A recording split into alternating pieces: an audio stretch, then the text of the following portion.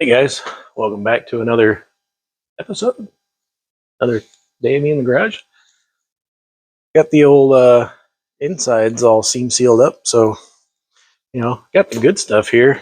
Got some lacquer thinner and some Rust-Oleum, and I'm gonna on the inside just to see if I can paint, because the only paint guns I've ever used,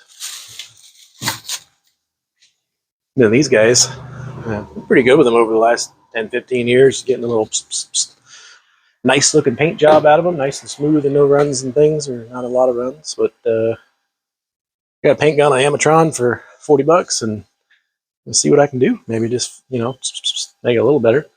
So I'm going to thin out some Rust-Oleum and see if I can get something laid down on the inside. And once I get a feel for the gun, then I'm going to try to mix in my these little balls. And I also bought something that's in a bag that's little spheres, and apparently it's the same stuff that the lizard skin type paints use. It's little insulating micro spheres, a bunch of science all in there in a round shape, and they fall into the paint and make it insulate. I don't know. Found a bag of that stuff that mixes in with a quart of paint, and it was like $15. So I figured I could mix in a little of this, a little bit of that, and do some sound and heat testing. And I got my paint in my little mixing jar here. One of them high-tech mixing jars made by OxyClean. And set that over there. Here's my additives made for 1 gallon, and I used 1 quart. So I'm going to measure out exactly a quarter of this, and we're going to mix it in there. And nope.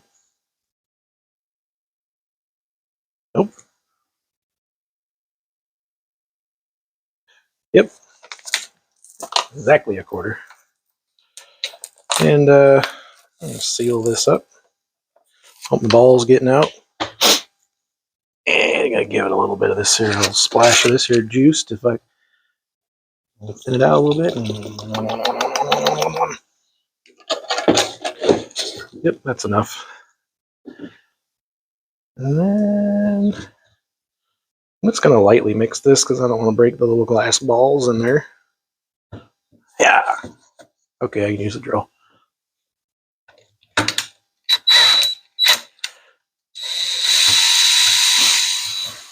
Just like you're making pancakes. Nom, nom, nom, nom, nom, nom. Probably need a little more drippage. Going with the scientific measurements here. I'm just kind of splashing shit everywhere. Just, that's the way you should do it.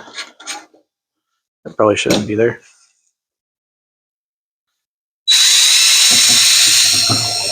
Oh yeah. That's going to be way too thin. Perfect. Yep. 7 drops per drip. That's what you want. Now that we're all scientifically lies over here, got that little guy. I'm just going to walk completely off the camera. Yep. And we're, just going to dump this all over the place. Hopefully get some in the gun here. That's where it needs to go. Yeah. That's probably way too much for what I'm doing. But, I have no idea because I've never done this before. Join me, won't you? All right. Let's see how well you can hear me with my air compressor going.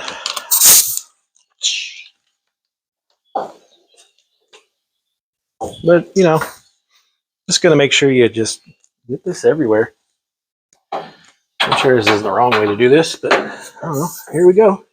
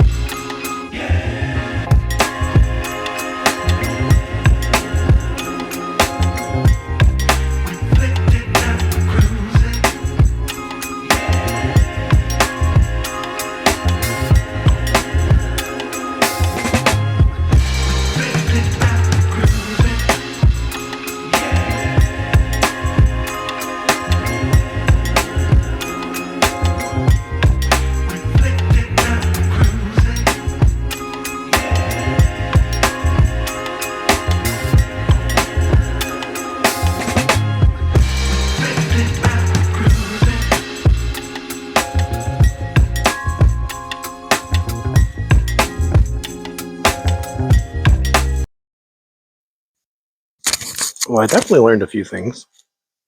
Rust-Oleum paint is very thick and sticky because it's oil-based. So it makes cleanup great when you spill it everywhere.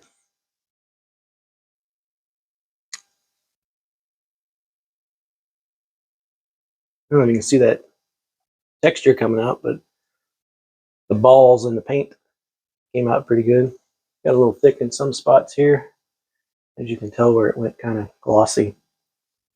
But got a lot of good coverage once I figured my volume and I don't know, once I dialed in the gun.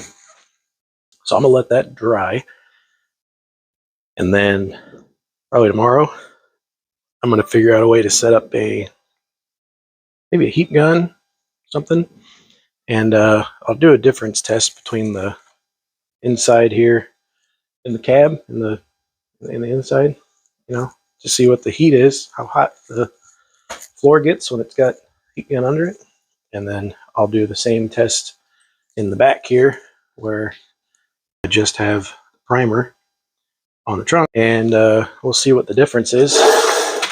I'm hoping I can find. All right, welcome back. We're going to do the test now.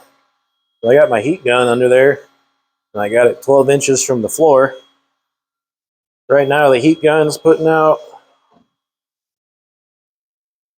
about 430 degrees, 12 inches away from that on the panel. I'm at 162 degrees. 162 degrees, that's just with the primer. So panel with no heat, sitting right at 51 degrees. It's about 50 degrees in here, so that's how much heat that's transmitting. So let's swing around and set up where I've got it coated and see what that does. Okay, so we're on the side here with the coated panel. And to keep everything consistent, I'm using the same heat gun. I measured from the top of the heat gun to the bottom of the floor, and I'm at 12 inches, which is the same that I was at in the back. So the only difference here is the coated panel. So on this panel, I'm at 146.5. The other panel was at 163, I think it was. So that's a decent reduction for just some paint. Now I've got the bubbles or the spheres mixed in there. Then I got one real heavy coat on the inside. I'm going to plan to lift this up and put like probably 2 or 3 more coats on the underside, because that's where it's going to need to reflect the heat from. So even if it doesn't deaden any more than that, I would say that little $15 bag of micro spheres is doing its job, reducing at least 15-20 degrees on there, depending on the day and what kind of heat I have. Now, given this is direct heat radiated from the heat gun, which is, what was it, 400 degrees?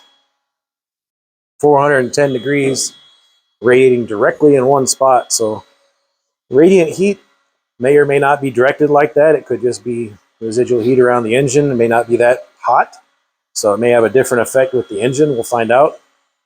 But I still think that was a pretty good. Well, thanks for watching. Like and subscribe if you haven't, and we'll see you next time.